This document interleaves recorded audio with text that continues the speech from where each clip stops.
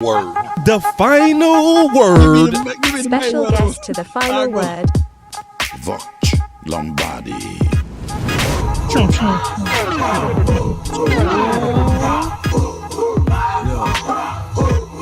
We got him in the building.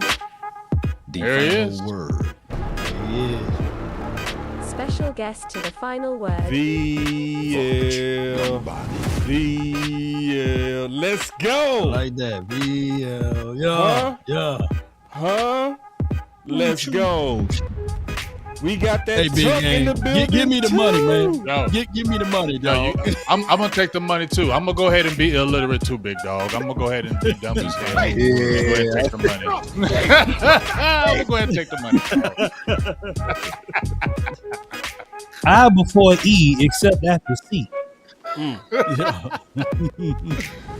What y'all talking about? Hey, as long as you can count, money, right, Law? As long as you can count money and spell money, you Yeah, he can count now. Word. We talking about Special Mayweather, guest man. to He's the our final friend. word. You know, Oh, okay. Voch, Mayweather. Lombardi. Already, man. Hey, who care about reading when you can count? Right. So we'll poll the people that's watching right now, man. Would you rather have Mayweather money and can't read, or can read but don't have the money? You know, post that in the chat. Hire the tutor, bro. That's it. Gracie's corner. You know. You know everybody taking dumb and money. Yeah. Nah, we're gonna get somebody gonna be on there, be like, nah, brother, Special guest I to the would be able final to be so smart to flip it. Lombardi. Okay. Right. The final word. Shout out to Mother Mayweather. No, Shout that out dude. to Mayweather. One of the best to ever do it. Undefeated, baby.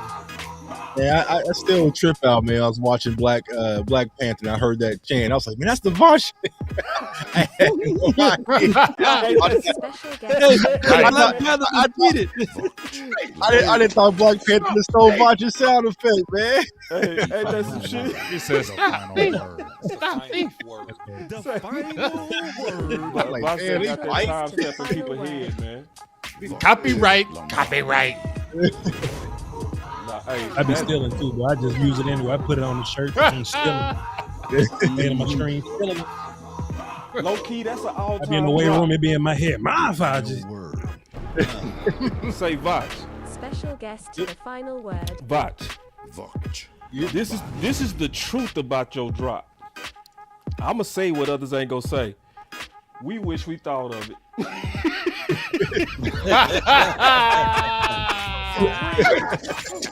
We wish we thought that drop.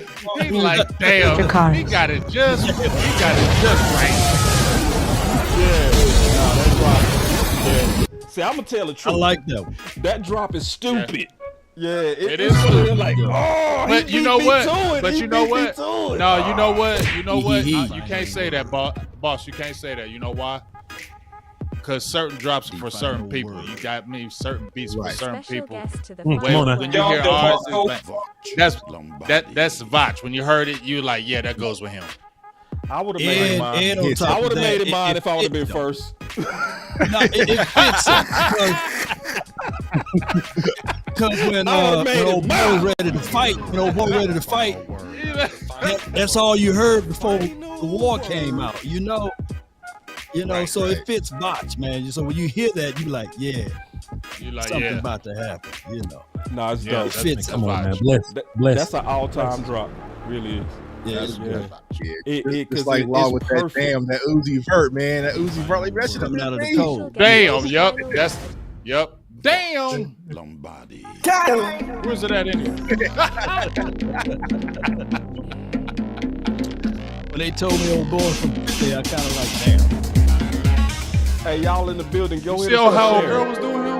Man. See how old girl did him? Lately, I just wanna run it up. Can we check or something? I've been really in the field, let up, yeah. I've been really in the field, let her rush, I love the feel. Lately, I just wanna run it up. Don't need no deals, I make the deal. Have to take it to And if it was up to me, if it was up to little old me to make a pick, it would probably go a little something like this. We got Kevin Gray and in the with building. the 17th pick of the 2020 Dallas Cowboys NFL Draft, the Dallas Cowboys select CeeDee Lamb. Oh.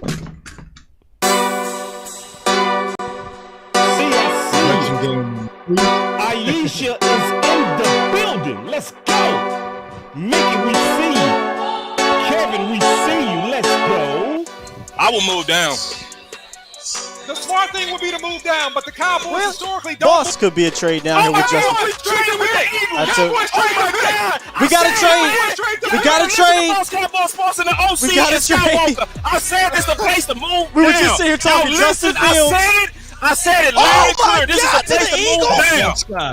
Go hard, go home, go home, go hard, go home, go hard, go home, go home.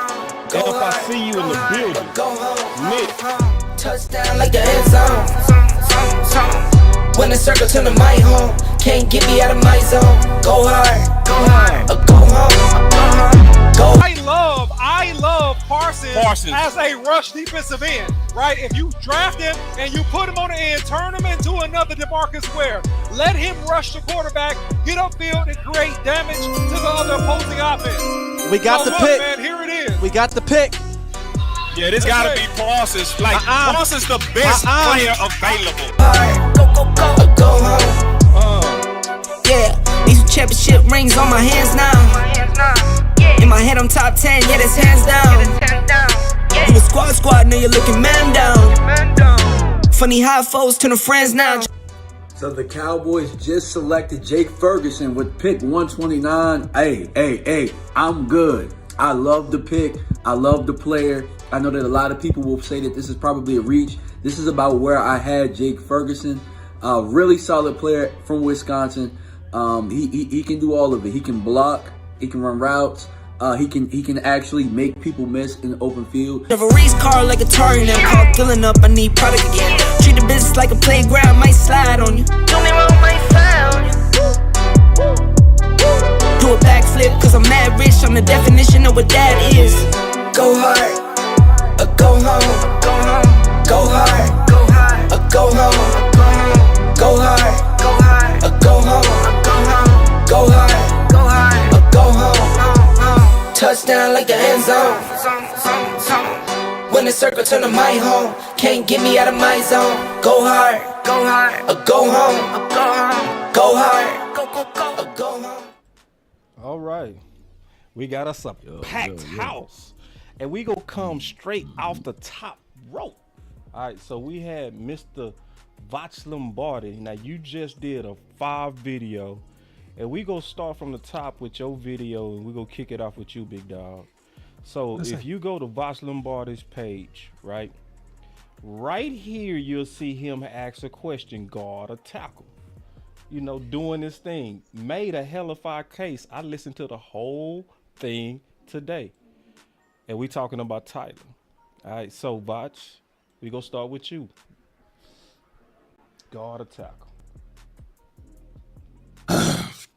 Like right now, or like forever. Like by the time we get to week 17, the future.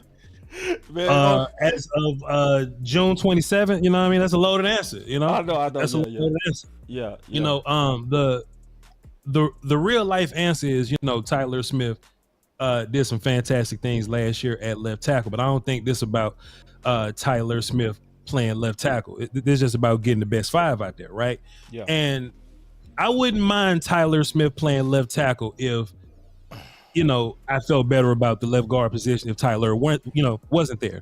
You know, I just look at the left guard spot and I got Chuma Adoga and I make an ugly face because Chuma Adoga right there. You know, I got Riches and I got an ugly little face because I don't really know what Austin Rich is going to do. TJ Bass, undrafted kid, I don't know what he's going to do. Farniak is a guy that they believe in, but they may believe in him to an extent. They may believe in him to come in and do Joe Looney things, but they don't believe in him to start full-time guard. So I got questions, man.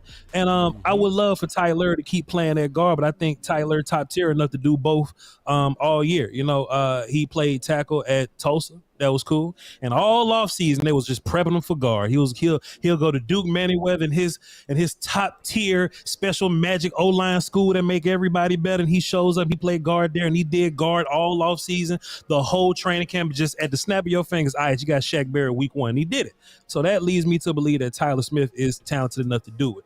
The reason why he got to play guard is because Tyron just got to play tackle. And you just can't leave one of those dudes off the bench. Like, you can't put those dudes on the bench. They was lying to us, right? Oh, Terrence could play guard. That's nonsense. Tyron could play right tackle. That's nonsense. It doesn't make sense. If anybody wants to make the best 5, it just got to be Tyron, Tyler, Kratos, and then Terrence Steele. Now, the inevitable is going to happen. It's bound to happen around week 5. It may not even take week 5. It may take the 5th week in training camp. Tyron's going to go ouch. He's going to run to Britt Brown, and then we're going to go back to regular life. But we're going to have to figure out left guard at that point. Unless Waletzko shows up and he's a gangster. But Tyler is a guard right now, but by week 5, he'll be a left tackle. Okay. So when that happened, then what?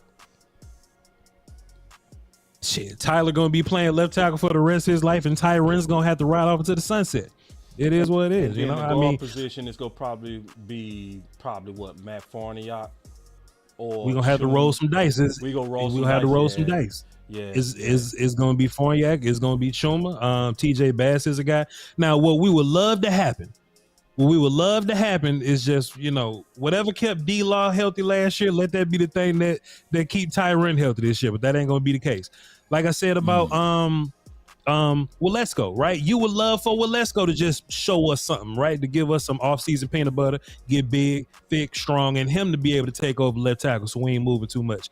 But it just seems like we're gonna have question marks at left guard. 9 times out of 10 is gonna be Farniok. I just think so. Gotcha. So, Big, how do you see this playing out, big dog? I mean, I agree with Voch, what he's saying, that they're pushing the best 5. I mean, we heard that the whole offseason, just like he said, Tyler Smith was at left tackle. We get to camp, he's at left guard, because it's kind of like Tyron Smith is going to get his way. It's like Frank Sinatra. He's doing it his way. So they're going to keep him out there, and as long as he's healthy, he's going to start. But I got a couple questions for you, Voch. Number 1, it's on the right side, and it's with Terrence Steele, and it's with Waletzko. You mentioned Waletzko. Now, it seems like the team is very high on him, especially Stephen Jones. Now, when I'm looking at Terrence Steele contract, he's on a 1-year deal, $4.3 million. He's going to look for more money, obviously. He was one of the top right tackles in the league before he got hurt, was playing very well. I'm sure he's going to want to get paid. Do you think – there's a 2-part question. Do you think, number 1, are they going to try to prep the Waletzko thing for a possible, change? Because I heard they're possibly talking with Terrence Steele. Do you think they'd lock him up, or what do you think? Because what if Waletzko and shows and he looks good? Do you think that changes their thought pattern with Terrence Steele and the contract? And one last thing is, as far as the offensive line and the offense as a whole, what's the one thing that's really going to make Dak Prescott successful in this offense? If you could answer that for me, please. If Matt Waletzko shows you that he can start, boy, you in a pickle. You in a pickle. And I hate these kind of situations, because now you almost creep it into your mind, this nonsense I'm about to say. Voch don't believe this. I'm just saying, like, this is some nonsense that pops up. You go, damn, we got too many good dudes, and that ain't true. You know what I mean? There's no such things as too many good dudes, right? Offensive line as a whole, all around the league, it's garbage. It's trash. It's terrible. Cam Irvin can play here for 16 weeks and we hate him. Hit the market and immediately get some money from Carolina or something, because he Cam Irvin. It could be anybody that's Jeremy Parnell was the guy. Mackenzie Bernardo was the guy that did that. Chaz Green got money somewhere. All these characters, Flowers that we just kept whooping, and he just kept going. Other teams just keep getting more money. Offensive line as a whole is just a need for it. So I'd be foolish to go, oh, Terrence Steele, leave.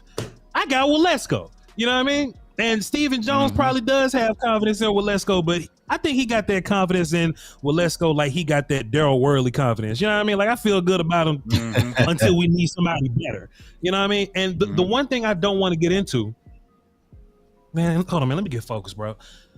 the one thing I don't want to get into is misunderstanding what kind of team we are, right? We not just team building, bro. We not just roster. This ain't like, I don't know, like some scrub team that's building for, like we trying to contend. You know what I'm saying? Mm-hmm. We're trying to contend. And the one thing I don't want to do when we trying to contend is just be all right with something, right? The Philadelphia Eagles ain't never just all right with something.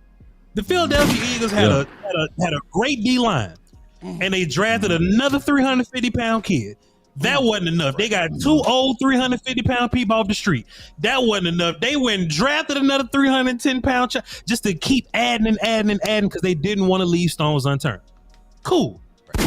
If that's the ops, right? If that's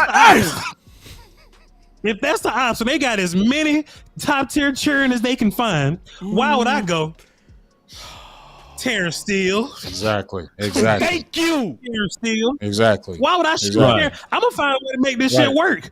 I can cuss on this show. I can say shit on this show. My bad. I'm gonna find a way. Yeah. Find a way to make this shit work, huh? Right. Because look, man, you can't have too many players, right? You can't have too many good players, right? Dak Prescott, and I'm gonna say a lot of good things about Dak Prescott. James, this answering your second question. I say a lot of good things about Dak Prescott, and I know Dak, and a lot of people down on Dak right now.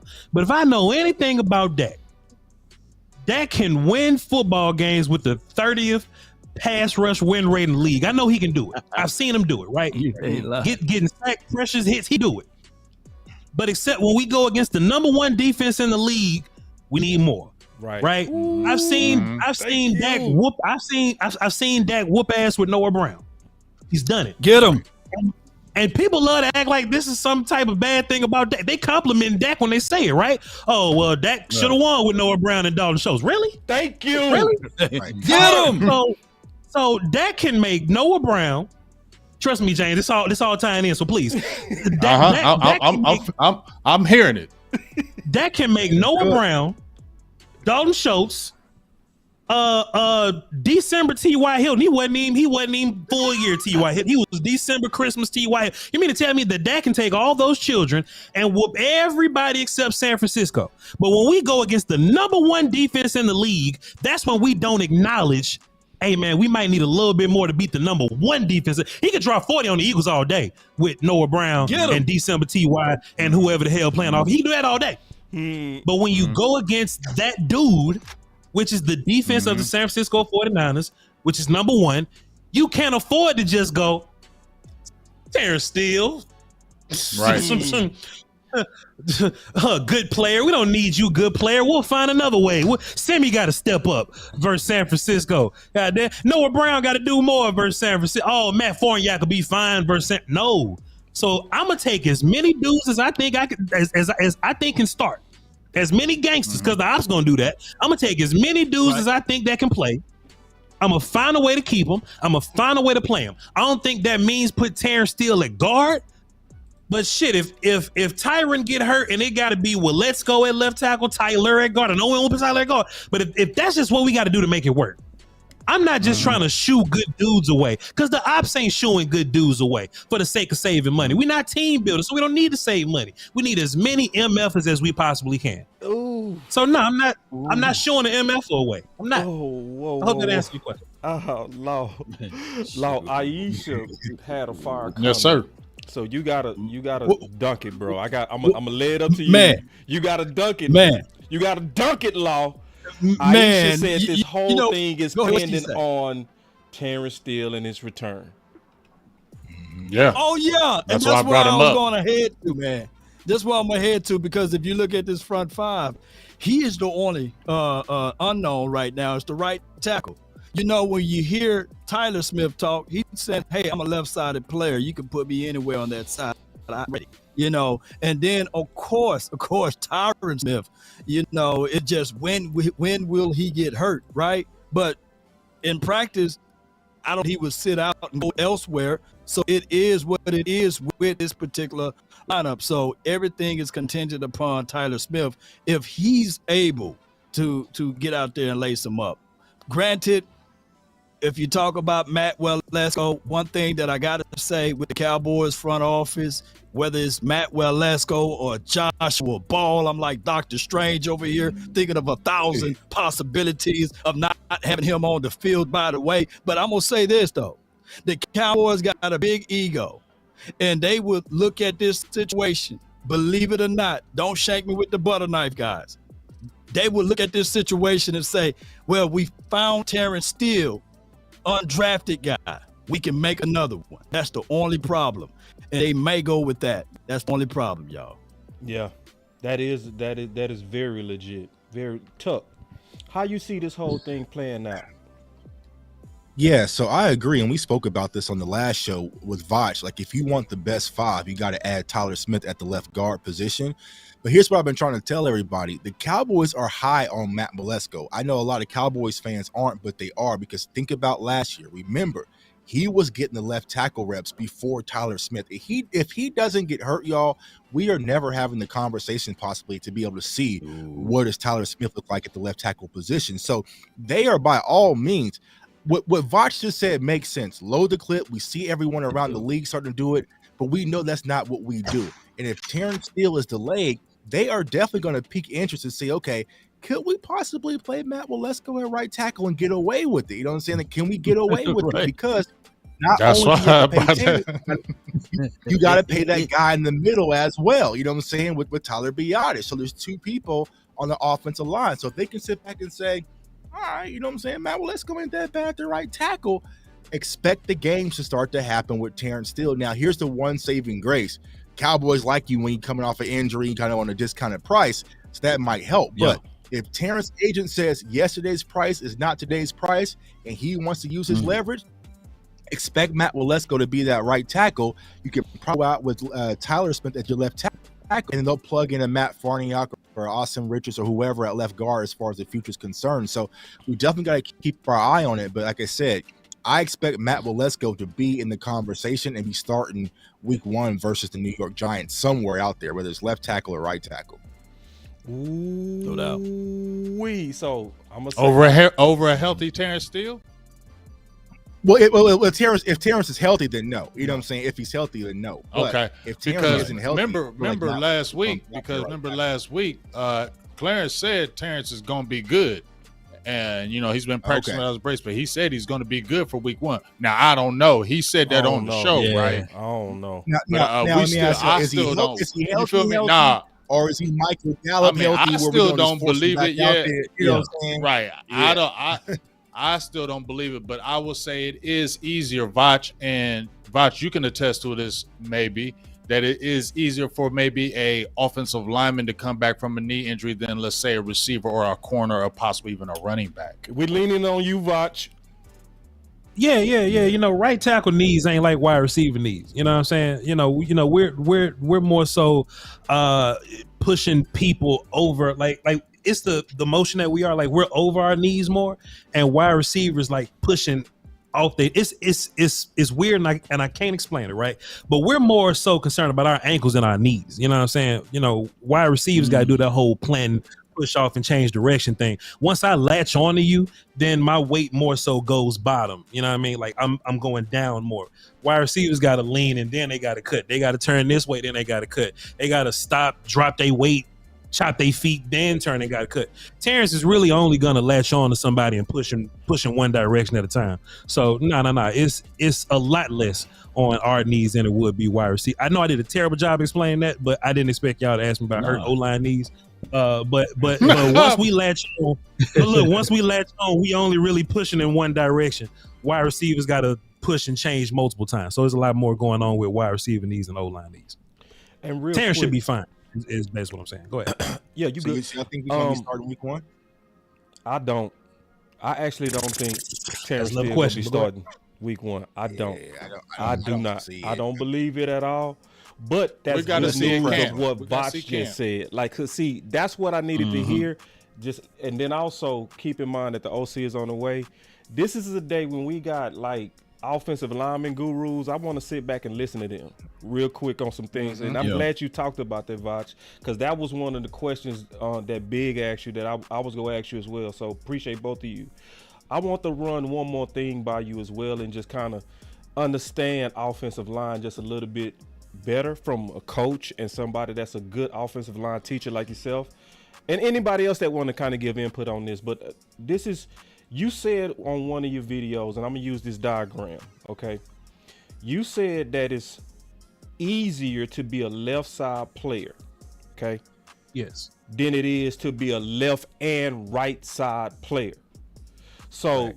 And because right now what they've been doing is they call Tyron Smith ambidextrous. So I'm gonna want you to talk about that as well.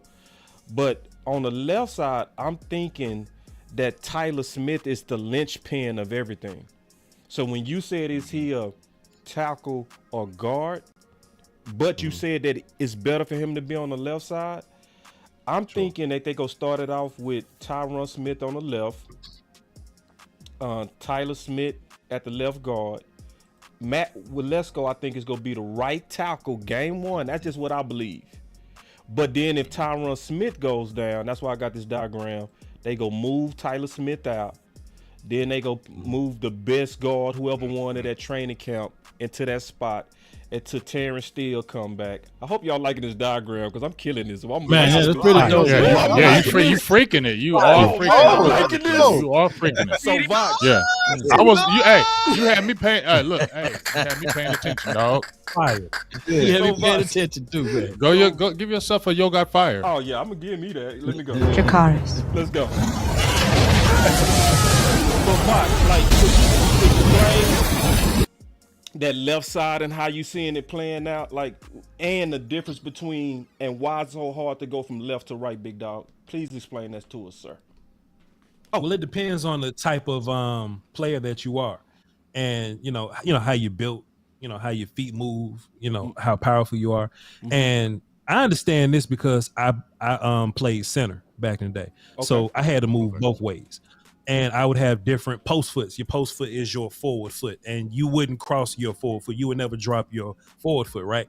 And what I would learn is I move better going left because I'm right side dominant. So I'm powerful pushing off of my right side, moving left. So I can get a bunch of good movement off of that. What I would hate is if we would have to pass protect that way. Now my left side is forward. My left side is a little more weak, and I got to push off my left side. So my movement going right isn't as good because my left side is not as powerful, right? Same thing with zone blocking in certain directions. Same thing with pulling in certain directions. Some sides just feel better. So when you have players that's going side to side or whatever, they may be left side, right side. Typically, those players are ambidextrous, or they just end up playing center. Some people think that centers are just bad guards. Most of the time, people play center because they can move equally both ways. So my thing about Tyler is I'm not sure if he can play both sides. The Cowboys just haven't given me that information or not. What I do know is that Tyler can play guard and tackle. That's a whole nother. Wait, Voch. I don't mean to slow you down, big dog. What I want to do is use this diagram as you explaining it. Because you seeing it in your head. I want to slow me down and walk me through it, big dog. Okay, so if Tyler's on the left side right now, his post foot would be his right foot. So his right foot would be up. That's his power side, and he would move with his left foot. He would kick with his left. If he just feels good on this side, and he's been doing this since college, right? If that's his side and that's the mechanics of his side, then it's all like a machine, right? I can write with my right hand. I can write with my left hand. It's just not as neat as my right hand writing, right? But I can still write with my left hand. So Tyler has this mental set of things that he can do on this left side. If you put him at left guard, all those mechanics are still the same mechanically. He still got that. He still got the right foot up. He's still yes, sir. Post foot. He's still moving. Yep. Go ahead. I'm sorry. Kicking with the left. Yep. Kicking with the left, he is still right foot up. That's still his power side. If he's going for a punch to the inside, that's still going to be right hand punching first, recover with the left. It's all the same side mechanically. What makes guard and tackle different is how fast it happens on the inside. If I'm a guard and I got a one tech in front of me, I can't kick 3 times and engage this guard. Well, one, because he's so close to me, I got to engage him. Two, my quarterback is right on my back hip here. He's on my right hip. So I got to engage him a little bit quicker than I would at tackle, right? Because if you're a guard, if you're a D tackle, the quickest way to the quarterback is kind of through you, right? So I can't afford to kick 3 times now. I got to really just pick my feet up and engage you. It happens fast. It's like snap the ball, engage. The difference is when you're a tackle is now it's more of a timing game. It's more of a 1, 2, 3, or is it going to be a 4-step here? Are you going to cross my face quickly?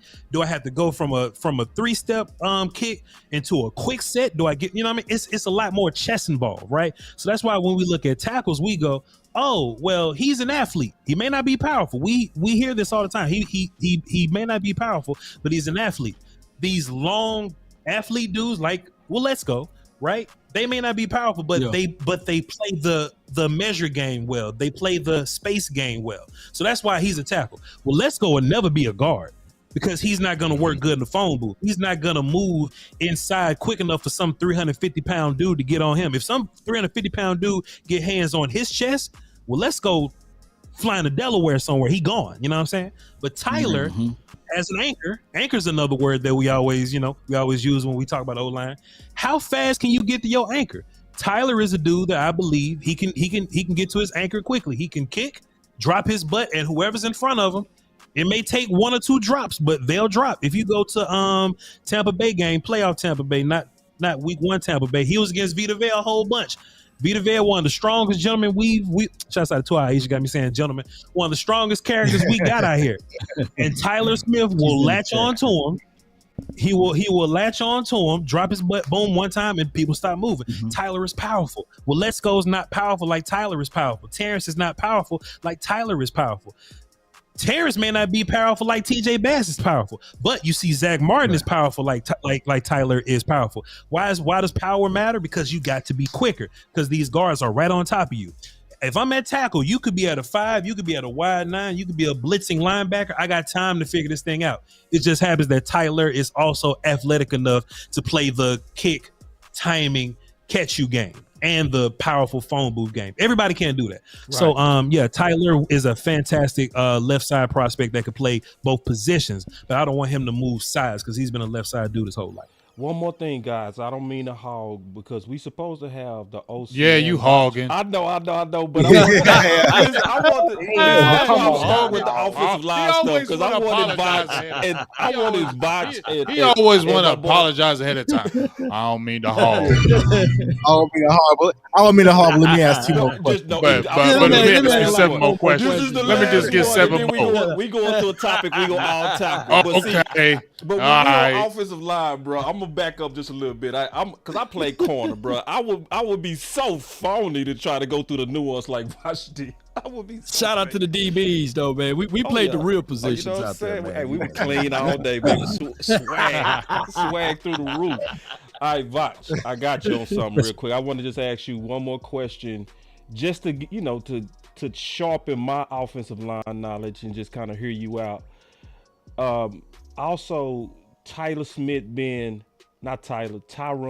being ambidextrous. Okay. So how does he factor to the equation? Because like you was talking about, obviously you being a right side player and a right side player, it made your punch and your kick make sense with the way that the side that you was playing on, or center, right? Where you was comfortable. When you ambidextrous, you can write with your right, you can write with your left, you can throw with your right, you can throw with your left. So what does that do with the flexibility of Tyron Smith, sir? And just kind of explain that in this best 5 scenario of how it could possibly play out. I don't really think Tyron Smith ambidextrous. I just think that he got bullied by Tyler Smith. I ain't gonna say nothing though. Yeah. I just think politics played a part, and it just happened that Terrence Steele got hurt that week, Gotcha. I do believe that Tyron Smith rolled out the bed one day and said, "Hey, we don't want to disrupt what's going on with left tackle." Yeah, that's what happened. But allegedly. I don't think Tyron was ever gonna be like, because look, Tyron didn't go, "Hey, bench me, Tyler going crazy." He didn't say that. I think it just played out for everybody that Terrence got hurt when he did. Terrence got hurt, and then Tyron was able to play right tackle. I don't know how ambidextrous Tyron was. I just think that we had and when I say we, I don't mean like us, I mean like them.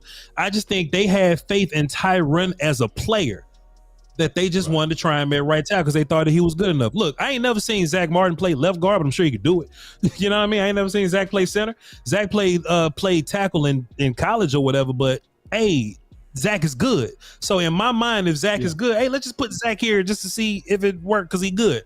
I think that's what they were saying about Tyron Smith. And Tyron looked like a dude who hadn't played a whole bunch of right sides since he went to USC and since he sat behind Doug Free when he got here in Dallas for the first time. So I don't think Tyron went to right tackle. Oh, Tyron's ambidextrous. Let's move him. Right. I think Terrence got hurt, and I just think they weren't going to move Tyler, and I just think that they wasn't gonna bench Tyron. That's all I think. Gotcha. All right, so here we go. Now we get ready to have some fun.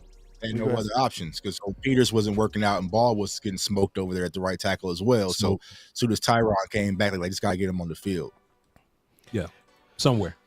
Tight end. Something. I want to have some fun with you guys real quick. We gonna start it off with you, Tuck. Are the Dallas Cowboys set up to surpass the sack record?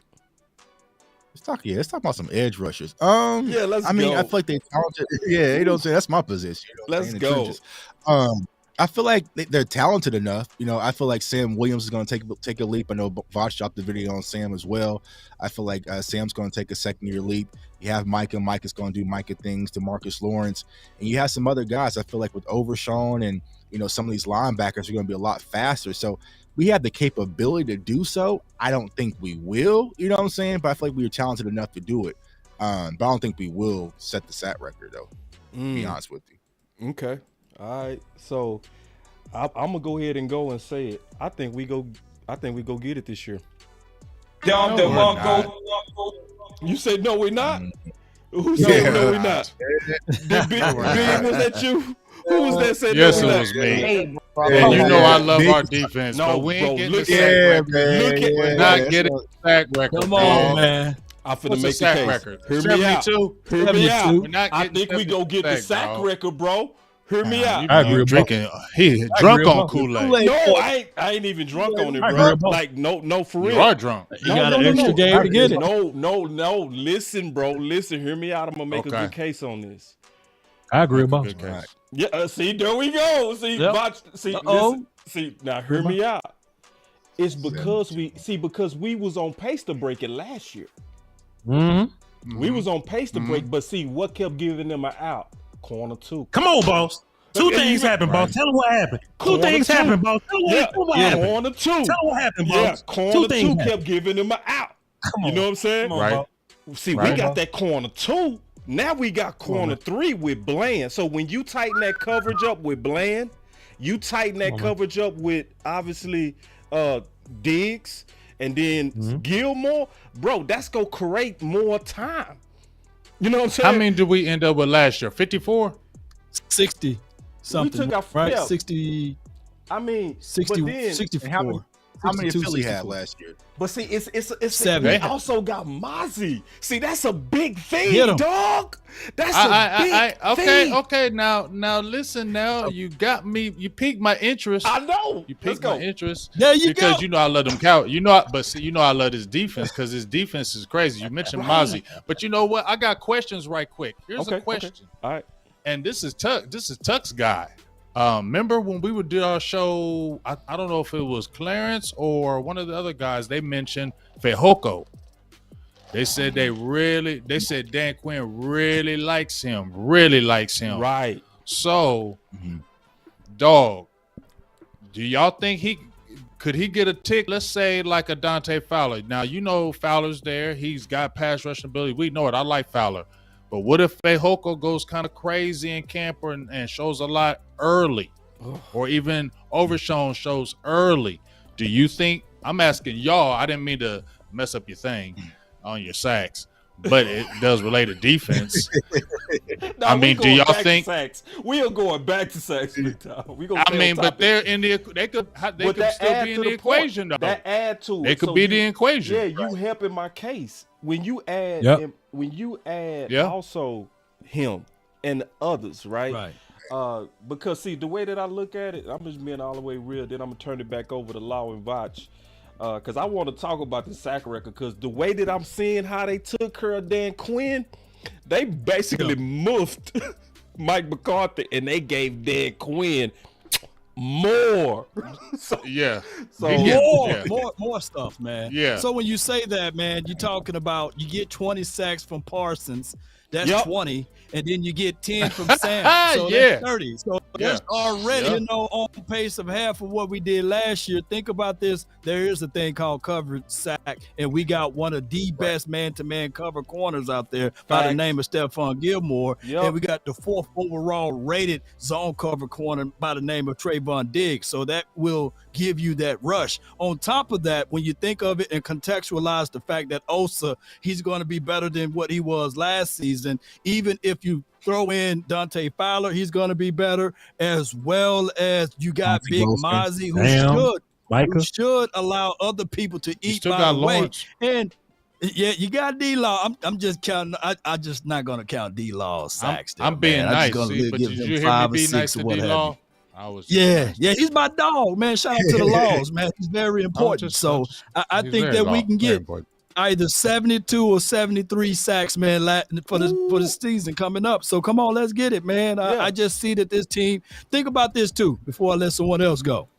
Jonathan Hankins last year around this time, he wasn't in Cowboys camp, right? He had to pick up the playbook on the fly. He was traded. So I'm looking at this team. Put it like this too. Is the 2023 defensive team better than the 2022's defensive team? Oh, wait. As of now, yes. Yes, definitely. On paper, yes. CFT and landlords in the building. What's up, bros? Let's go. Appreciate What's up, fellas? Man, I remember watching. It was like Jacksonville last year. I was doing a live stream. Me and my audience was watching, and there would be this be a point where it'll be third and long or something like that. And I'm like, here goes a sack. Here comes a sack. Like we were just counting sacks, right? It was against Jacksonville. It's like 3rd and 7. I'm like, all right, cut the sack music on. And them fuckers ran the ball up the middle, dog. Like they would rather run the ball. They would rather run the ball and run reverse. You remember Jacksonville ran like 6 reverses in a row because they didn't want to throw the ball. I'm like, this ain't Jacksonville. This ain't what they do. This Cowboy team brought people out of their element. Now, we watch how this defense got put together over the offseason. And the one thing I kept saying was, boy, they making Dan Quinn's defense Teflon. They making it Teflon. All y'all guys play defense. Yep. I'm the only offensive guy on the phone. It's all good. But the best way to shut down sacks is quick game, catch and throw, and run game. And boy, we was just watching teams catch and throw on us, and I was sick. Catch and throw on us. And every opportunity they got, who out there, whether it be Mullen, Joseph, Wright, whether it was what's his face? I don't even remember his name. Brown, they'll just throw it up there and just see what happens. They'll just catch the ball, 1,001, throw it up there, see what you can't get sacks when you 1,001 and seeing what's happening, right? All that's going away. All that's going away. You got 3 DBs. Look, we either gonna break the sack record or break the damn turnover record. They either gonna throw the ball to us or one of them. We set records. We set records.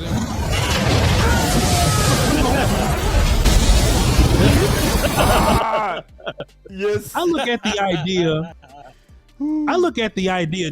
Dan had to be sick. Dan was looking at his D line, but like, hey man, we had to do this to fix the run. But I'm sure Dan Quinn was sick of how much Carlos Watkins had to play. Look, Carlos Watkins was a very good run player, but Carlos Watkins not giving you nothing pass rush wise. Right now. Mozzie's gonna upgrade you on the run department with Carlos Watkins regard. But you mean to tell me Mozzie Smith is explosive enough to add 3 or 4 or 5 maybe extra stuff? Shit, that's 3, 4, 5 right there. Donovan Wilson gonna give you a little bit. That's about 3, 4, 5 right there. Right. Overshawn just gonna be all over. That's like 1 or 2. Sam Williams gonna get better because Sam Williams gonna get playtime because Sam Williams gonna take Dorn's job. Hey, come on, listen, man. Listen, tell you something, man. Listen, man. They made Dan Quinn's defense Teflon, bro. There's nothing they can do. They hooked him up. They hooked him up. You know what he did? He went in the office. He went in the office and said, "Look, You trying to win this? If I come back, you better give me what I want. Right. You feel me? If I come back, you better. You feel me? If I come back, you better give me exactly what I want. And did he not run the? He got a defensive tackle since '91, y'all. Yeah. Right. Hey, you right, Voch. You right. That's he's the Don right now. Ooh, he is. Plus, hey, we're not leaving out Armstrong. Armstrong will get his too, y'all. Some people have said we got Armstrong. Armstrong will get his too. Dorrance will be fun. But look, one more thing though. Going back watching college film, right? Damone Clark used to just rack up sacks for no reason sometimes. Chasing people down. He's healthy now. He's a healthy guy. I sound like a homer, but fuck him. Nigga, like we got talent. We got talent. We got talent. See, you know what I mean? So I just think it would just imagine if Jabril Cox ever got it together. What? Oh my God! I know. I'm just saying. I know. I'm just saying. J-Ron gonna get a few sacks, but I don't see it, bro. You don't see it. But they gonna be close. The sack record gonna be hard. Now that's a hard one. Because like we said, we got 17 games. We're gonna have to prove that we can stop the run first. That's where the team's gonna try us. You know what I'm saying? So we're gonna get a heavy dose of Saquon out the gate. So if we can stop the run and prove that we improve and force teams to have to pass ain't the never ball, really killed us though, Tuck. Yeah, I mean he's always good for one. He's always good for one. He's good for that one big run. Don't stop the run, bro. But what I'm saying is that the Giants are going to test the run defense. You know what I'm saying? Right. So we're gonna have to show our run defense has improved before teams going to drop back. It's like Voch said, a lot of teams just figure like, nah, bro, I ain't gonna sit back here and put the ball in the air and let y'all sack me or let Trayvon Diggs get this interception. We're gonna run this ball. We're gonna muddy up this game and make it slow. You know what I'm saying? So they're gonna test us. We got past that test. So we go past. Right. So we're gonna pass that test. Stop the run. Then it's gonna open up for our defense to really eat. So, yeah, Jay Tuck. I got a question, if y'all don't mind. I'm just gonna put this out on the panel, right? Let's go. What if? And it's just what if, man, because I'm just a homer. I ain't nobody. I'm just about. What if Mike McCarthy and Schottenheimer and the boys, right? What if they put this thing together to where we can finally score on the opening drive? We can finally catch a lead early. Oh, what if they finally do It's that? over. You know what I mean? It's over. Think about the Indianapolis game last year, right? That game was close to like the fourth quarter. Then 40 points happened. If you look at it on paper and box score, you'll go, damn, boy, Cowboy beat the shit out of Indy. But really, the game was close till the fourth quarter. Then they explode. What if we get into that groove where we scoring and we up 14-0 going into the second quarter, something like that? So we get these teams in these must-pass situations early. How many sacks do you get off of that? It's too many things that's going into play that would just indicate that we can just get. I can't do the math. Law is what 13 more sacks than we did last year to break the record. Like all things are pointing towards that direction. Then Micah boxing and shit. He working with Lane Johnson and he doing jujitsu and shit. And Micah wrestling lions and shit. Micah see Voch last year, bro. Real quick. Hey, Voch, I got this though. Hold up, boss. Hold up. About that Mike trying to get paid. Think about this though. Think about this though, boss. Think about this though, boss. Yeah. What Voch is saying right there. Here's the key. You just said that what if that offense is good where we get leads, right? Well, didn't we have leads last year, but we lost them? But here's the key. Now maybe we have the coordinator and things that they don't do the goofy things. They do the right things. And now your defense doesn't have to feel like it's wasted effort because you know your offense is going to do the right things. That's when it goes hand in hand and you really start dominating teams. Come on, I'm gonna jump in real quick, guys, on that. Oh, there he is. Yeah. Let me jump in real another quick. Hey, listen, man. Absolutely. Is hell. Yes, sir. Salute, man. Look, man, if the Cowboys do that, I know y'all just got me on audio right now, but look, at the end of the day, man, video. All right, good, boss. Yeah, thank you, boss. We end up really leading the team in the NFL in sacks, and I think we're a top 3 defense. I also think that a lot of these games turn into blowouts late because we've broken another team. That's what I think is going to happen, because the commitment to the run game with the run scheme of Brian Schottenheimer is going to cause us to wear down teams and be able to exploit you with the big play off a play action pass. And so that's what I think and how it unfolds if we're able to just jump up late and force these teams to get into obvious passing situations. All right, I got to pause everybody real quick. This is something I've been wanting to see for a long time. I wanted to see a film session with the OC and Voch together. Okay. And it is Hankins versus Kelsey. I'm finna just turn it on, and I want to just hear y'all thoughts. I'm just finna turn this thing on. And I'm going to sit back and let y'all boys just kind of hash it out on what you see. So here we go. Here we go. The OC. The film breakdown. All right, so here we go. All right, so we gonna pull up the first drive, and all I want to do is tell me, what do y'all see in terms of Hankins versus Kelsey? Y'all can talk over each other. I don't give a damn. I mean, you see a bull rush and you see giving up ground, and you see a quick timing pass, which is a quick release ball. So it's of non-effect. You know, if you get beat on a bull rush, you want to get beat actually slow. Actually, hold on, was that Kelsey or was that the guard? Run that back, boss. I think that was Kelsey over Hank. Y'all finna work. That was the guard. Okay, my bad. I missed that one. Okay, right guard. Thank you. Yeah. All right, here we go. Guard. But if you want to give, the guard is doing a good job. Yeah, that was a good rep for the guard. Yep. Hankins is over the left guard, got a little bit of outside zone. They hooked the shit out of Hankins and got outside, which is fine. Hankins is the one tech. If they work in outside zone, that ain't really for Hankins to really deal with. It's for 91 and 52 for those little characters. And they got blocked up pretty cool. 42 came in there and say they lit lights on that one. So solid. Yeah, run that back, boss, one time. Hey, run that one back if you can. Y'all working me too hard. I'm not liking this. You invited us. All right. So come on. Yeah, he moved. Yeah, you want to see it. So right before the snap, want to see it now. Right before the snap. Right before the snap, Hankins moves to a 2-eye, and they just have an ace combo block. So yeah, he's not gonna do nothing with that.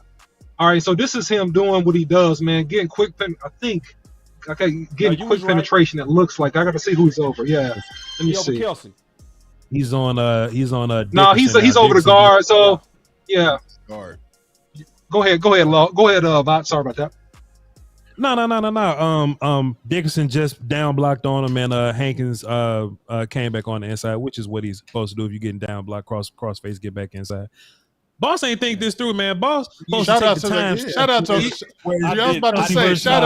freestyle from these guys, because he just threw it out there. I sure did. Yeah, first series. Y'all just gotta go, damn. We ain't seen one 1-on-1 matchup yet. He like, I got the matchup. I know. I did. Listen, I just turned it on. Let's go. I like, man. They got a little. They doing that. You didn't miss that on that rap, man.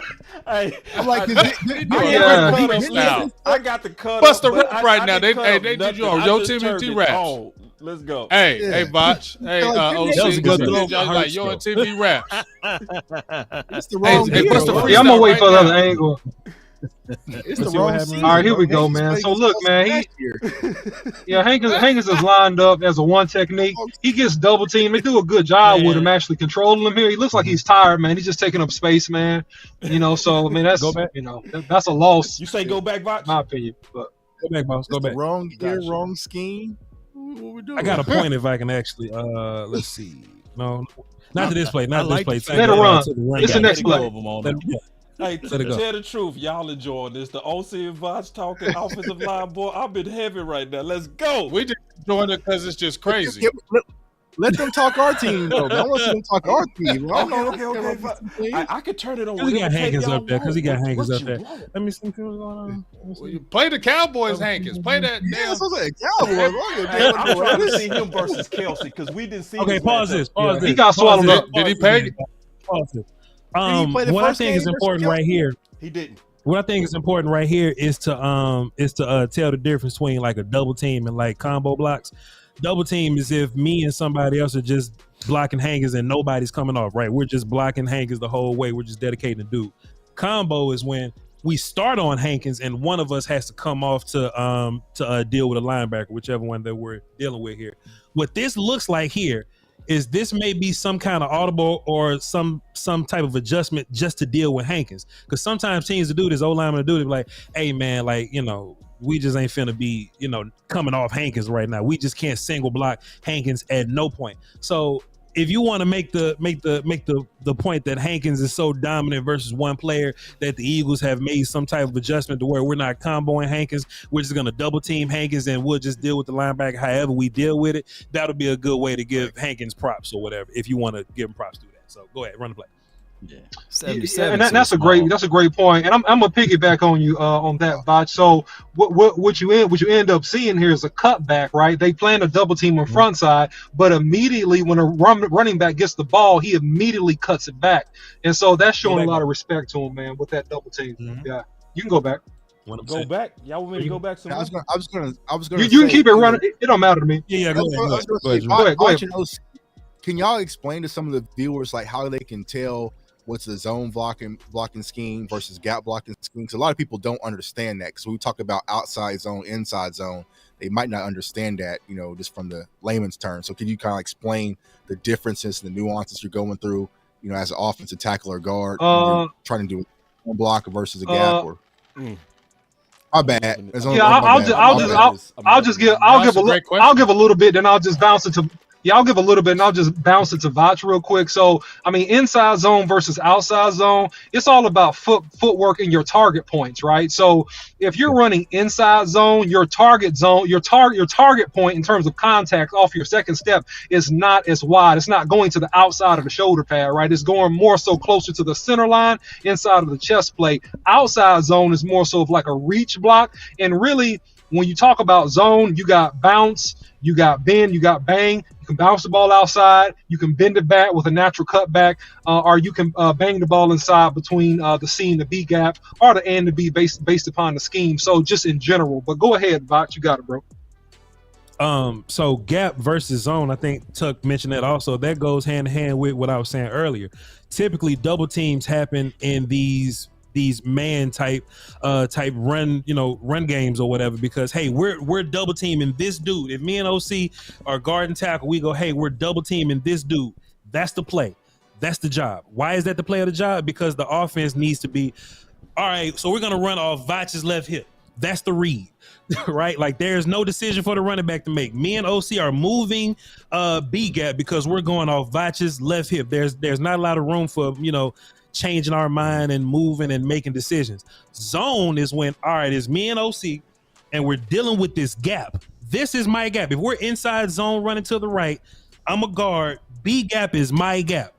If there's a man in B gap, it looks like I got him.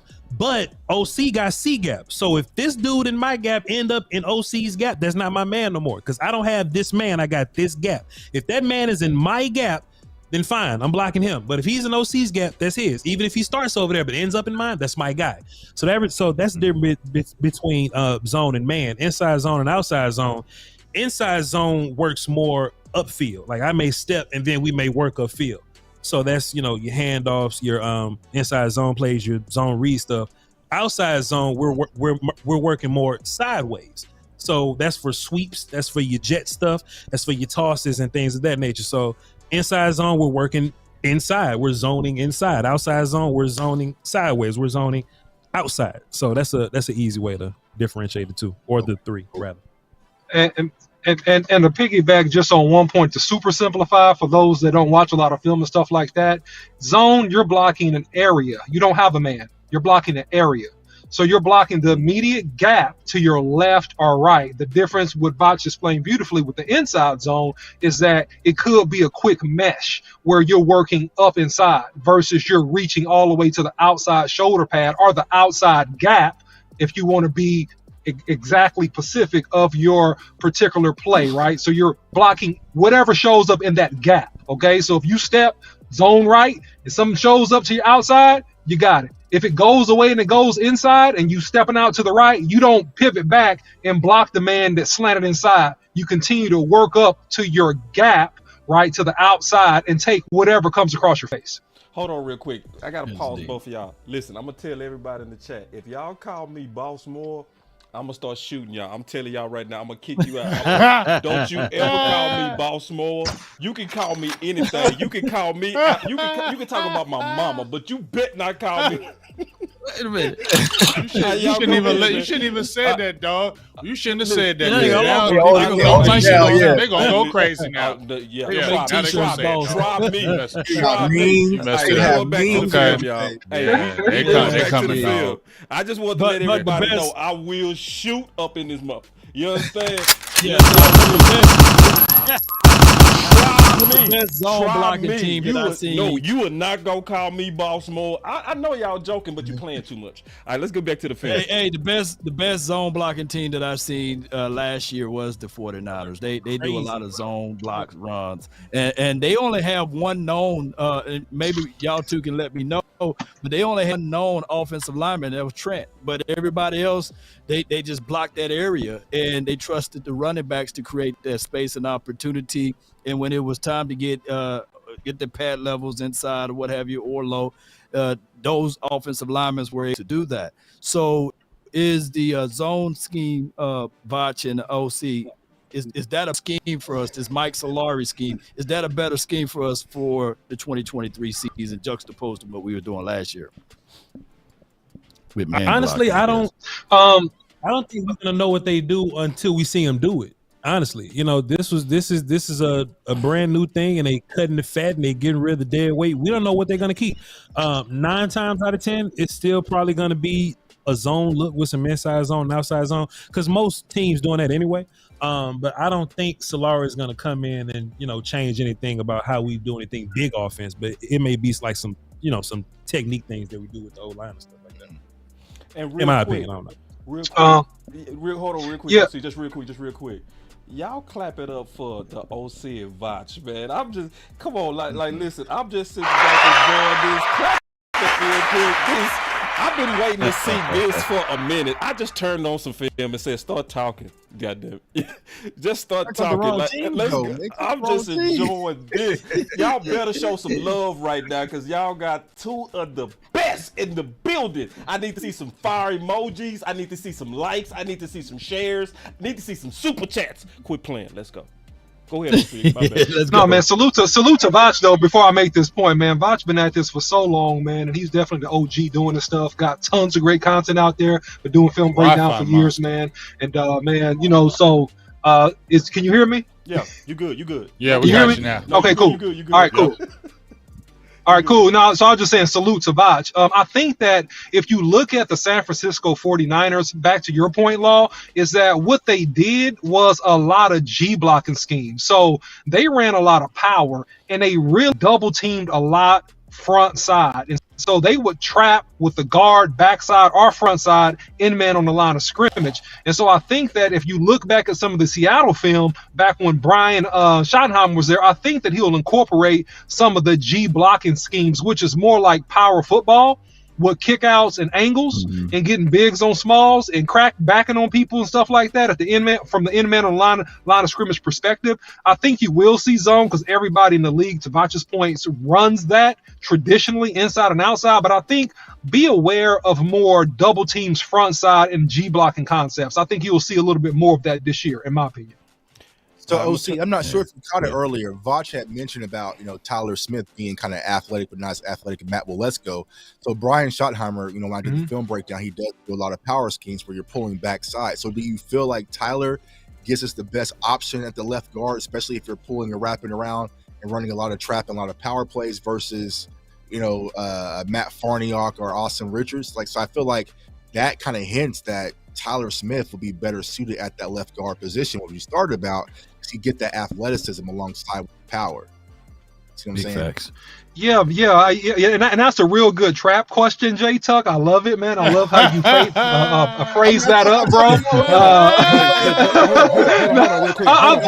Hold on. Just real quick. Perfect. Hold on. I saw some Voch. I saw what you was doing. Don't tease us like that, big dog. Yeah. Because you can go ahead and do your own film, big dog. So if you got some, yes. Well, I was just doing some. But go ahead. I don't want to. Okay, you know what I'm saying? Let me know, because I'm. So go He ahead. got tape. No, go ahead, Voch. Yeah. Go ahead, Voch. No, answer that question, You can't OC. tease like that, Answer that Voch. question. You can't No, tease. answer that question, OC. Okay, go ahead. Let's go. Okay. I'm loving this. Yeah. Ooh, wait. Yeah. I'll answer the question. I think that you can do either or, man. With a Tyler Smith, he's good at tackle. I think he's very powerful at guard. I mean, he's shown the ability to pull around the horn with down blocks with tight ends and lead, those tackle around toss sweeps that the Cowboys ran from time to time this offseason, this last season. So can he pull and trap from the guard position? Absolutely, man. He's powerful. He's a road grader. He's a dog. He'll knock people out. Yes. I mean, he's obviously the best solution at left guard, if you got all 5 guys healthy. But the question is that, short term, long term, it's a lot of different opinions about that. But he can play guard or tackle. I think as long as he's left side, he's going to be very, very, very good, if not Pro Bowl-ish for this team, in my opinion. All right, so. And here's what some people don't know about me. I played left tackle in high school. You know what I'm saying? I was left tackle, so I could. I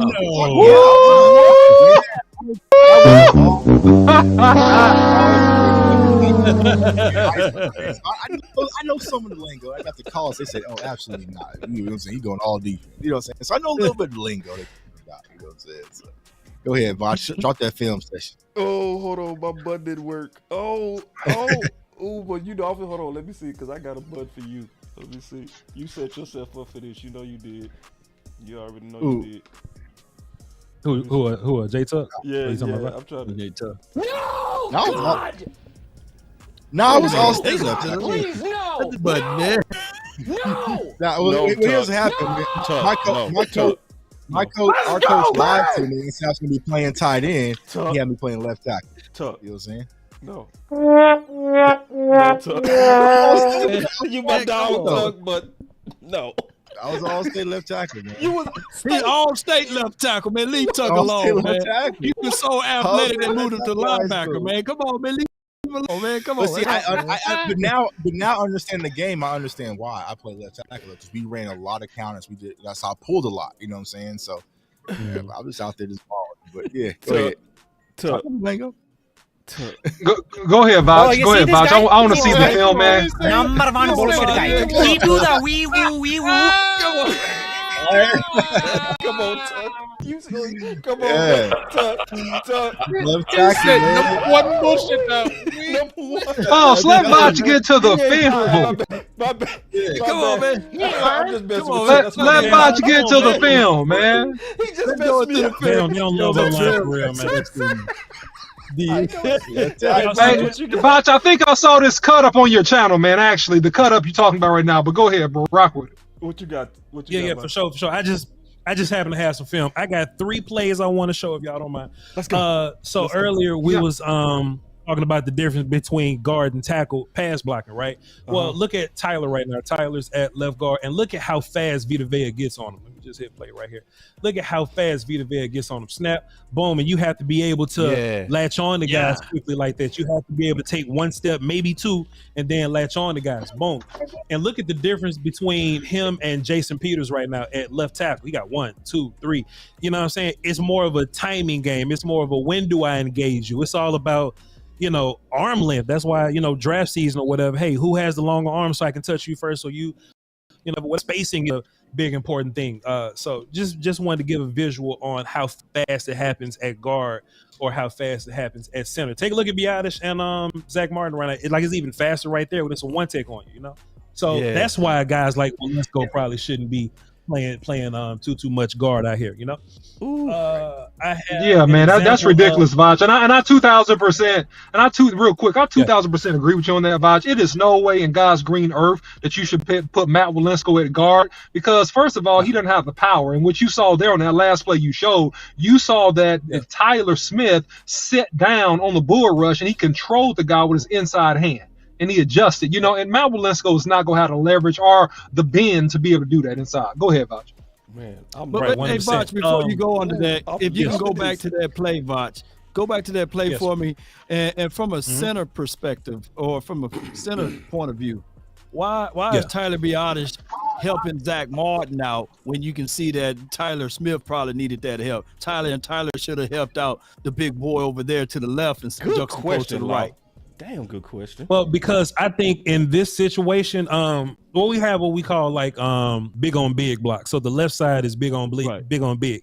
That means like Peters is blocking 98 or whatever, and Tyler is blocking Vita Vea. But the right side is different. The right side is more so blocking gaps. So whoever's in C gap, that's who Tyron Smith got. Whoever's in B, that's who Zach Martin got. Whoever in A gap is who Tyler has, Biotis has. So 98 or whatever number it is, he just happened to be in Tyler Biotis' gap. So Tyler can't leave to go help Tyler right now because that'll put Zach Martin in a bad spot. Zach Martin is actually helping Biotis in this situation.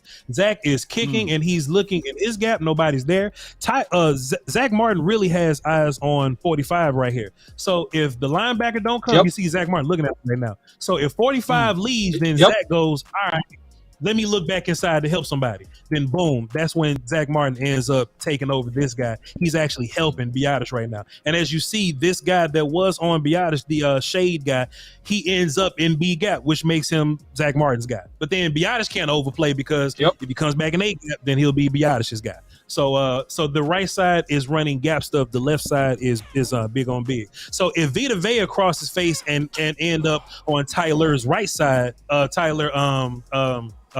Smith's right side, that's still Tyler Smith's guy because he's big on big guy. You understand what I'm saying? And Aisha asks, what are y'all asking? Law asks, why didn't Tyler Biotis help on a more dangerous guy, which was Vita Vea, and Voch was explaining the responsibility. And let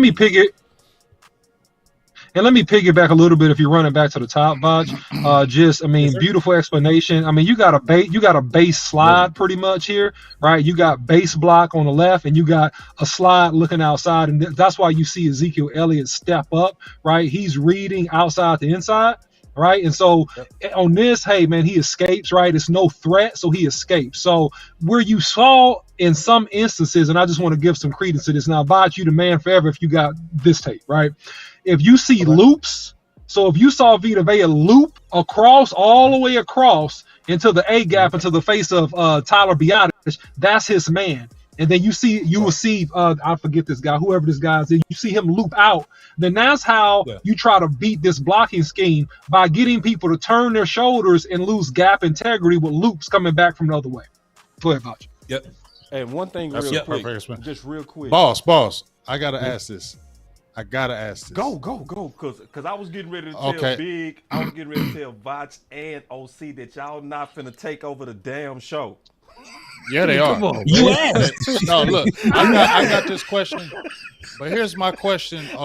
Pertains to the blocking and to the scheme, even with Tyler Smith, and this is for both OC and Voch. What do y'all think, or this could be the whole panel? Okay, so let's say Tyron Smith, we know he's going to get hurt, but what if he stays relatively healthy, right? And they keep Tyler Smith at guard. Do you think Tyler Smith will still have this happy-go-lucky attitude with, I can play anywhere when it comes to them negotiations, because left tackles get paid more than left guards? So, they're doing a lot of cross-training. Messy. But what's the future for Tyler Smith down the road? Damn good question. Left tackle. I'll say this, Big. I just think that, by the time it's time to have the contract talks for Tyler Smith, he'll be our left tackle. You know what I'm saying? So that's why I'm not concerned about it. Because Tyron, he probably got a year, 2 years, if max in Dallas. So I feel like by the time it's, because they're gonna extend that fifth year option on Tyler Smith. You already know that deal, right?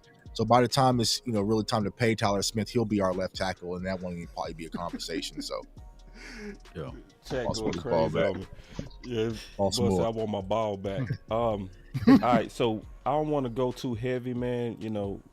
Voch, you definitely giving us a lot of good content, big dog. I want to be courteous to your time. I got 3 more topics, but we ain't gonna get through all 3 because too many preachers in the house. So we go pick one. Broken heart at linebacker is coming. It's too many good ones. Somebody go break our heart. Oh, okay. You see what I'm saying on that? It's too many good ones. It's gonna be a Story Jackson, but worse this year.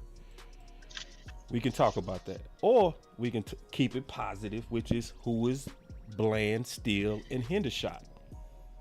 Who is gonna be the Bland, Steele, and Hendershot? And I want to go around the circle here from all of y'all on that. Or we can go super happy stuff, which is top breakout players, and that can be whoever. Which one y'all want to go with? I like them I breakouts. want to talk about offensive line, so you can do what you want to do because I want to talk about So we can go back to that. No, let's talk that defense, dog. I want to talk about breakout players because we ain't talked about Sam Williams. Let's go. We need to talk. You made a video about it, Voch, right? You made a video about Sam Williams, and Tuck, we talked about Sam Williams when he came out of Ole Miss, and this is my thing, and we have said this. This is what we said, and I like to get y'all thoughts. If Sam Williams really, we talking that 10 sack guy, if he becomes that, then this defense is just going to be absolutely treacherous. I think we talked about Gilmore and those guys, Bland, but I feel like the key to this defense this year, we know about Micah, but the key to me to the defense this season is Sam Williams. Ooh, wait. Whoa. Okay. All right. So for me, it's kind of a hybrid. For me, it's kind of a hybrid between both of your questions. Boss, I'm going to go with Damone Clark. I feel like Damone Clark is going to be our breakout guy, and I feel like fully healthy, not having the neck injury behind him, year 2. I feel like he's going to be insane in this Dan Quinn's defense. I feel like he's going to be the guy who's going to be doing a lot of different things, sideline to sideline speed, middle linebacker. Because granted, LVE was healthy last year. Will that really last this season? We don't know. So I feel like Damone Clark is going to be that guy where we look up middle of the season, like, okay, he's finally evolved. I did the film breakdown on him, and I think Voch mentioned as well, like, you go back to LSU, he was all over the place. You know what I'm saying? So Micah Parsons has said, like, he's a dog, he's a beast. So I feel like Damone Clark, for me personally, is going to be our breakout player we're going to be looking at now. But yeah, Sam Williams too going to be a star, but I'm going with Damone Clark. Let me go with shoot. Y'all naming too many good people. I got Izzy, man. I think that he's going to be the breakout player for the defensive side of the coin, especially for what he did in the Bucs game. I think he stubbed real big in that game, and if you think of Izzy, he can play all 3 positions. He can play the nickel, he can play up on top of the roof, and he can play on the outside. So I like Izzy. I think that he will be your breakout guy on the defensive side of the coin. And then on the offense, we need to see this. This got to happen. This must happen. Jalen Tolbert. I think that he will be the guy that's on the offensive side of the coin. He only had a spoonful of production last year, and as Voch said on his podcast, he lined it up as safety, So, yes, Jalen Tolbert need to be a guy to break out for the 2023 year on the offense, and Izzy for the defense. Let's go. All right, so I know Voch and OC still thinking, so I'm going to jump in. All right. I'm good. The breakout guy that I think will break I'm ready, bro. All right, go ahead then, because I need some more time. Go ahead. So you stalking. You funny, man. So everybody trying to pick different people. But look, man, and in my opinion, I mean, it may not be a surprise. The breakout player for me, in my opinion, is Tyler Smith. I think it doesn't matter if you start Tyler Smith at left guard or left tackle. I think that this year Tyler Smith is going to make a Pro Bowl. So for that reason, I'm telling you that he's my breakout. Defensively, I am going to piggyback on my guy Jay Tuck, and I had that in my heart and mind already. I think Damone Clark is a sideline player. I think he has elite speed. I think that when he's healthy, I think he'll be healthy this year. He's going to make a world of difference on covering ground and giving Dan Quinn the flexibility to have multiple packages, using him in coverage, using him on the ball, off the ball, however he wants to do it, over, under. He can do it all. So I think he's going to show up big for us this season. So, is he your future Mike?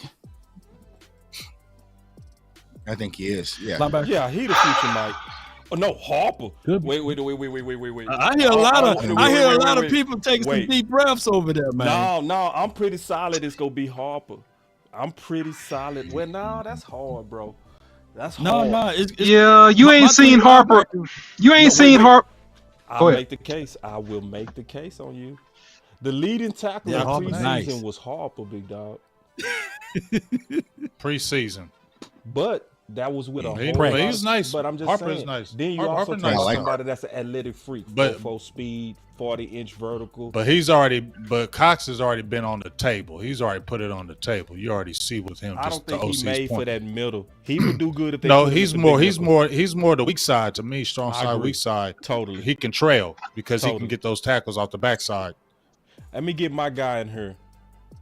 I got two. You just want to. Voch agrees with me. Y'all took up 20. Tell him, Voch. You last. Tell him who the key is. Tell him who the key is. What you gotta say, dog? Tell him who the key to the defense is.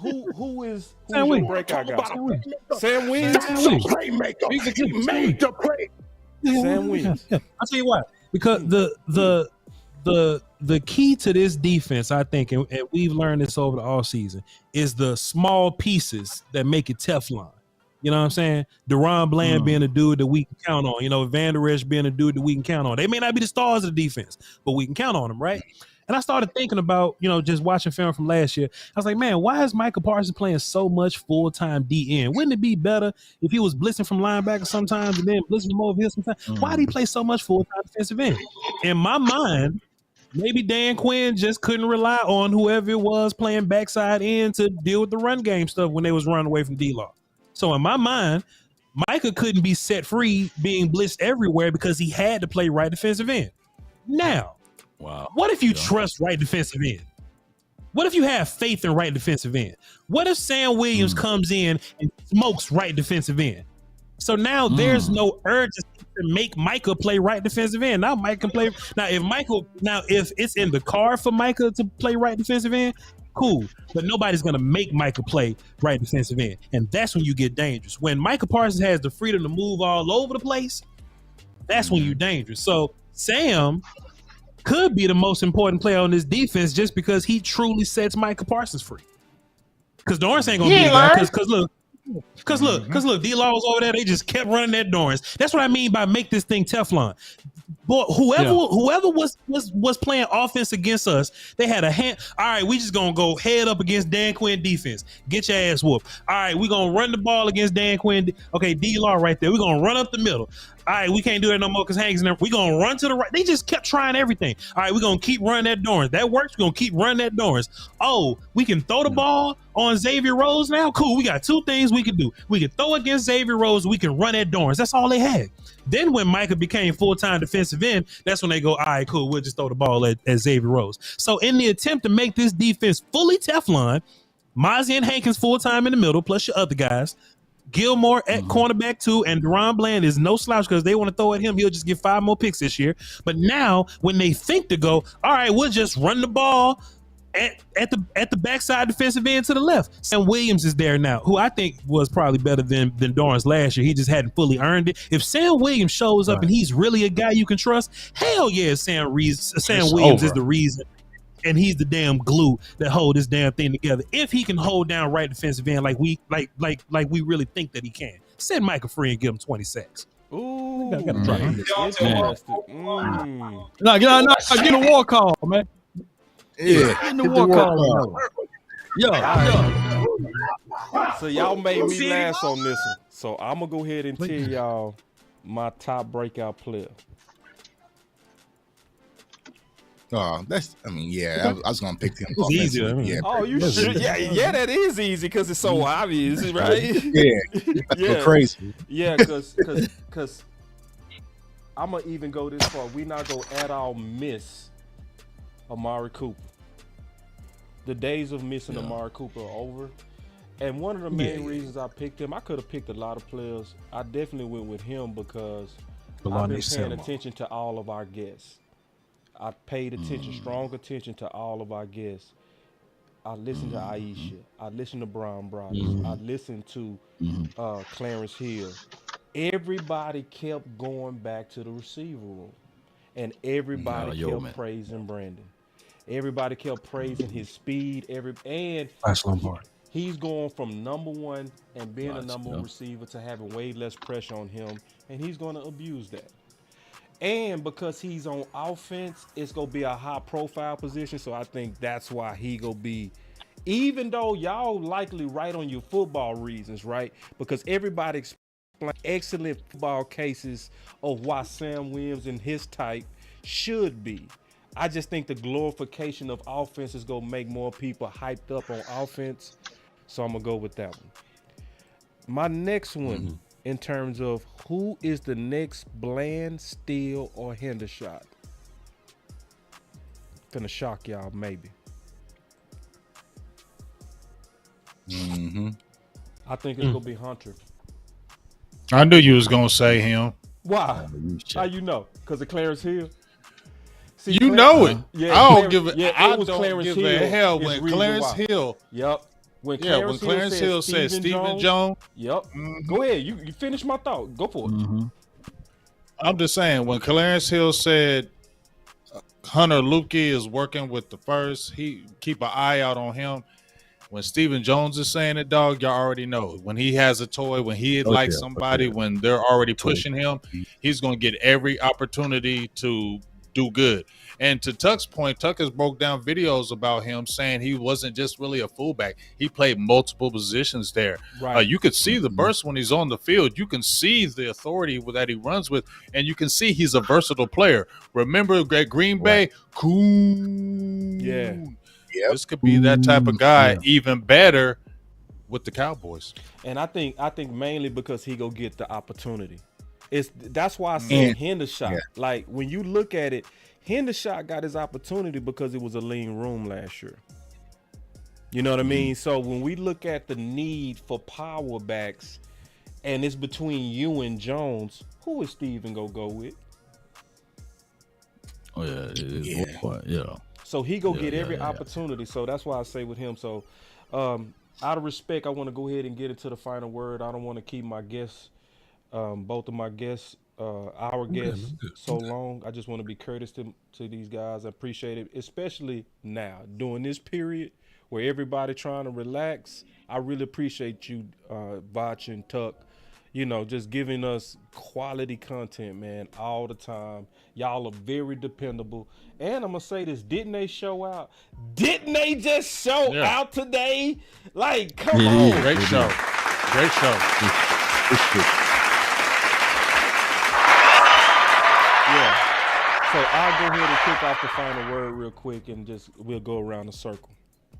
So obviously, and I'll go after you, Balls, because I got to jump off. Okay, big brother. Well, I want to, say that obviously we've had a lot of media guests, and I'm not gonna lie, I like today because Voch and J Tuck are ours. They are brothers. Both of those guys are doing a fantastic job of being representatives of the community. Voch has the volume behind him, which is amazing. You know what I mean? Self-made, started out the mud, killing the game. Tuck has ESPN behind his name, doing a lot of good work, and I just really appreciate just the work that we all doing together. So my final word is, obviously I like all the guests, but I like this show. I think you guys did what y'all always do. Y'all showed out fantastic knowledge, between Voch and the OC. I really want to see that. I could have watched that and just shut up. So that's my I got it. I got 2 more plays. Say, if you want to keep going, big dog. If you want to keep going. I gotta go to bed. Y'all keep going. I gotta go to bed. Okay.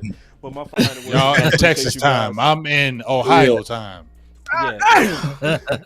but my final word is thank both of you, and I appreciate it. And I can't wait till we do some work again.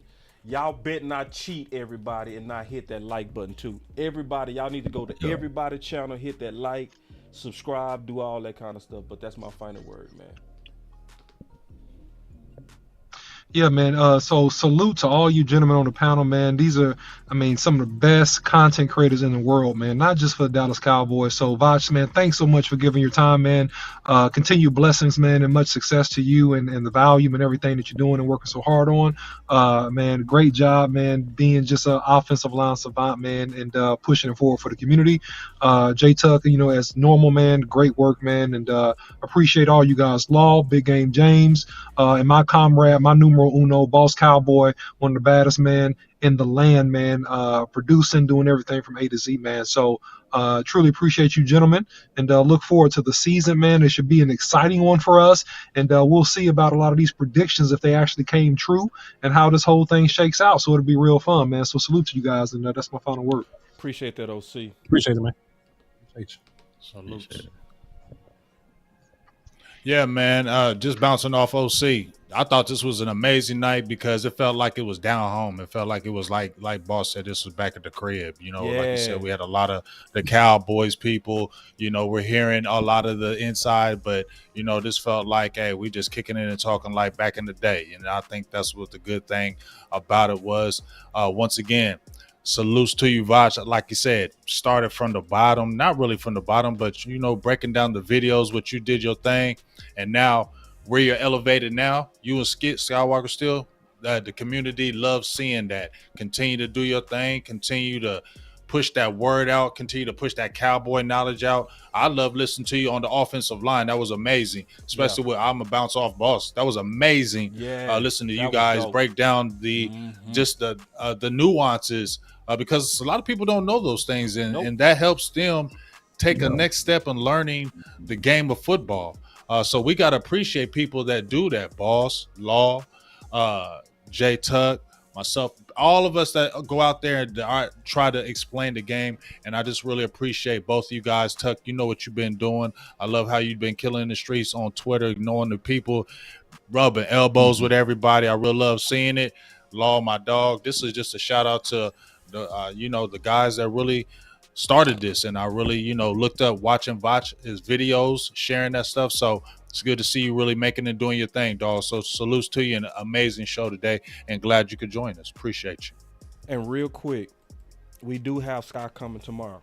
So Sky and Tuck will be back tomorrow. So we're going to continue this. This is the week for the brothers. This is the week to where all the guys that's on the rise, J Tuck, Voch, Sky, all the guys that definitely got good brands behind them now. We get a chance to just fellowship and just talk good ball, and I'm loving it. I'm having a damn good time. Go ahead, Tuck. Yeah, once again, man, thanks for having me on. And it's natural. This is what I love the most about the Cowboys community, that everyone's doing things and achieving success in their own separate ways, right? But at the end of the day, we always come back to the community because the community is where we all came from, man. So, Voch, that's my guy. Voch was one of the guys who I started watching when it comes to draft content, watching his film breakdown. So I say, let me roll up my sleeves and give it a try. And it kind of led to me getting some new opportunities. So that's what it's all about. Everyone kind of reaching down, uplifting each other, and rocking together and putting our best ideas. So definitely love the show. Always having a fun time. And I was an all-state left tackle in high school. Y'all can't deny y'all could. You know what I'm saying? Like, Oh, hell no.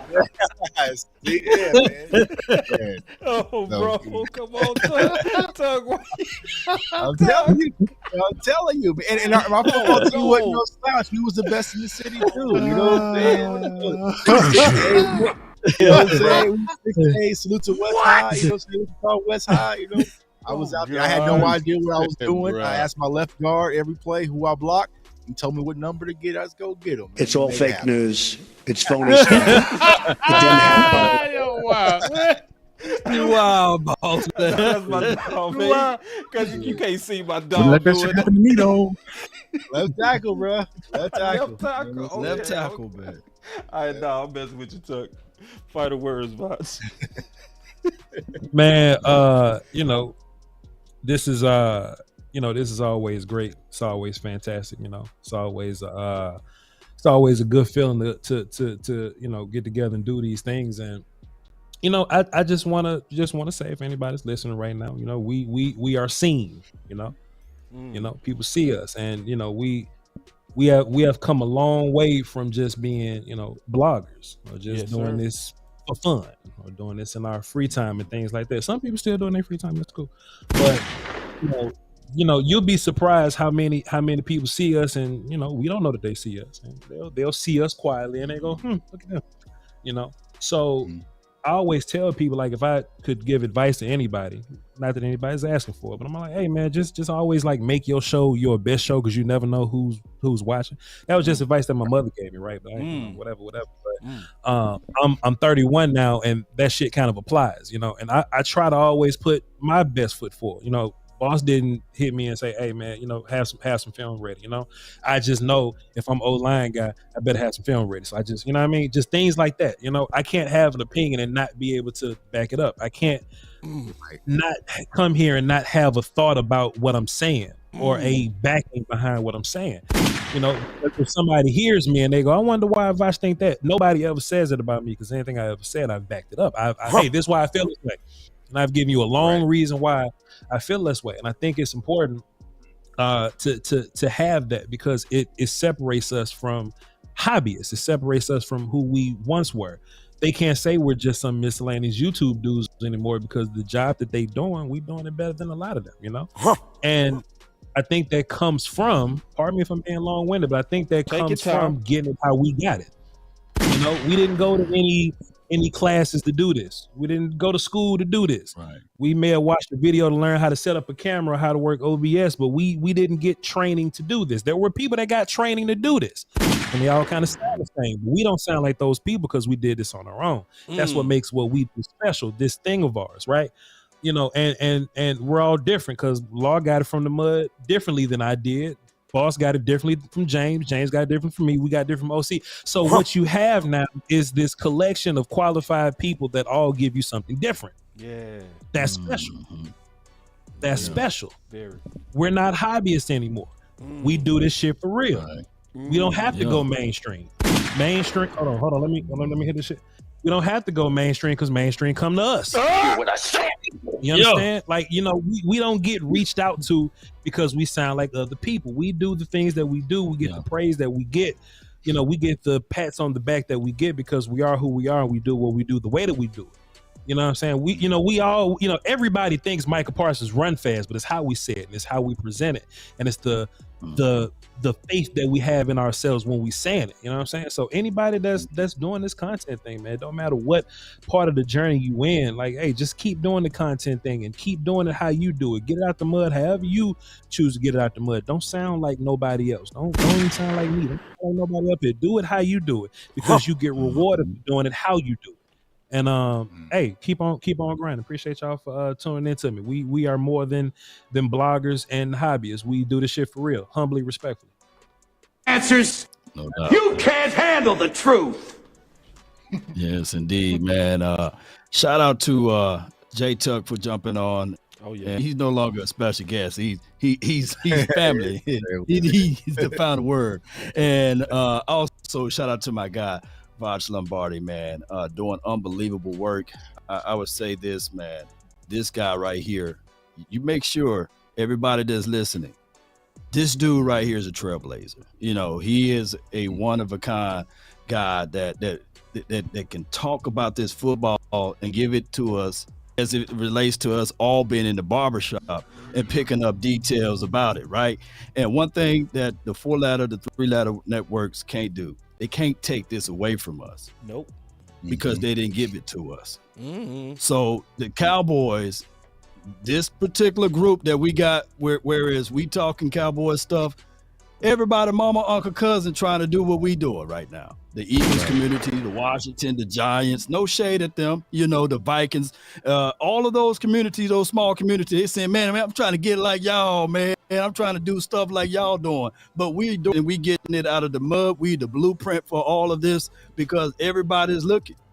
And the way we are operating by being this type of show of giving our opinions, giving our thoughts, our ideals out there, and it's gravitating. Everybody wants to do this. It's unique, man. The Cowboys, we are doing some wonderful things for the nation, and we are the new media. Man, y'all put that in the chat because I believe it. We are the new media. And everybody, look, truth be told, they watching, like Voch said, like Boss said, and like Big Game James said. They are watching, and we are delivering nothing but the best, man. So, hey, let's go. Let's get it. That's my final words. Let's continue to grind and shine, baby. Let's 3, 2, 1, drop it. And remember, you're listening to nothing but the best. Let's go. Revolutionary. I see you. The final word. All right, that was the final word. Dope. To you, man, Voch. Shout out to you, J Tuck. Y'all doing your thing. That's matches right there. NTZ. Same hometown, y'all. Believe it or not. Special guest to the final word. Voch, Lombardi. All right, now let me hit that real button. The final. Hit that real button. Let's go. I like how that guy come in. Yeah, Lombardi. man. Enjoy it, man. Love all you guys. Keep grinding. Thank you, Voch. Shout out to Wakanda. I just wanna run it up. Can I check this out? I've been really in the field, let up, yeah. I've been really in the field, let her rush, I let her feel. Lately, I just wanna run it up. Don't need no deals, I make the deal. Have to take it to And if it was up to me, if it was up to little old me to make a pick, little old it would probably go a little something like this. And with the 17th pick of the 2020 Dallas Cowboys NFL Draft, the Dallas Cowboys select CeeDee Lamb. CeeDee Lamb. Oh. Man, if we would have been in Vegas that night, it didn't happen.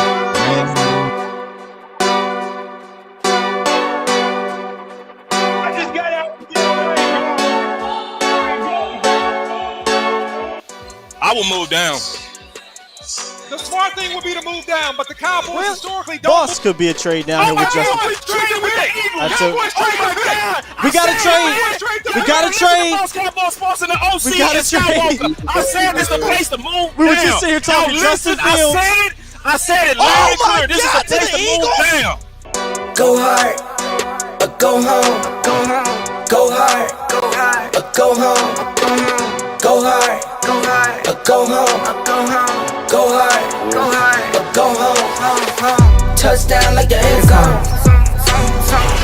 When the circle to the my home, can't get me out of my zone. Go hard, or go home, go. I love Parsons as a rush defensive end, right? If you draft him and you put him on the end, turn him into another DeMarcus Ware. Let him rush the quarterback, get upfield, and create damage to the other opposing offense. We got the pick. Man, here it is. We got the pick. Yeah, this gotta be Parsons. Like, Parsons the best player available. Go home. Yeah, these championship rings on my hands now. In my head, I'm top 10, yeah, that's hands down.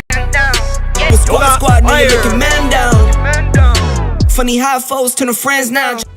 So the Cowboys just selected Jake Ferguson with pick 129. Hey, I'm good. I love the pick. I love the player. I know that a lot of people will say that this is probably a reach. This is about where I had Jake Ferguson. Really solid player from Wisconsin. He can do all of it. He can block. He can run routes. He can actually make people miss in the open field. Have a race car like a Atari now. Call filling up, I need product again. Treat the business like a playground, might slide on you. Don't me wrong, might slide on you. Do a backflip, cause I'm mad rich. I'm the definition of what that is. Go hard, or go home. Go hard, or go home. Go hard, or go home.